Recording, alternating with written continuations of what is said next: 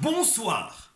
Alors, une petite vidéo très rapide pour expliquer la raison pour laquelle 0 divisé par 7 donne bien 0, alors que 7 divisé par 0 n'existe pas. Donc, je ne devrais même pas en parler.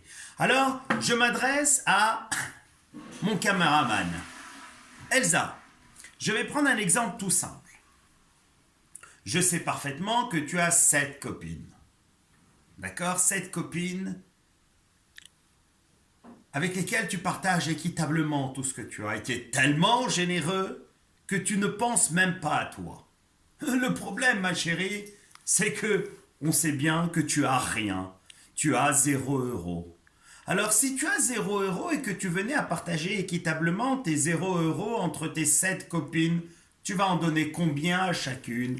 À Manon, à Margot, à Cyrine, combien? 0. 0. Raison pour laquelle 0 divisé par 7 donne bien 0. Mais tu sais bien, ma chérie, bien que tu sois ma fille, il y a quand même une différence entre toi et moi. La première des différences, c'est que toi, tu avais 0 euros, mais moi, j'en ai 7. Le point commun, c'est qu'on est généreux et qu'on partage équitablement entre nos copains sans penser à nous.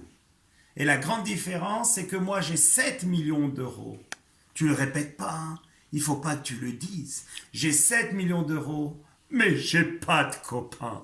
Alors la question que je vais te poser, c'est la suivante. Si j'ai 7 millions d'euros, que je vais partager équitablement entre mes copains, sans même penser à moi, alors je vais donner combien à chacun de mes copains? C'est pas possible. Pourquoi c'est pas possible? Eh ben, tu as tout T'as compris. pas de copain. J'ai pas de copains. Raison pour laquelle 7 sur 0, ça n'existe pas. Je n'ai même pas le droit d'écrire. Moralité de l'histoire, sachez une chose, et vous n'avez pas besoin d'explications supplémentaires. Si réellement j'avais 7 millions d'euros, des copains, ben j'en aurais plein. Bonne soirée.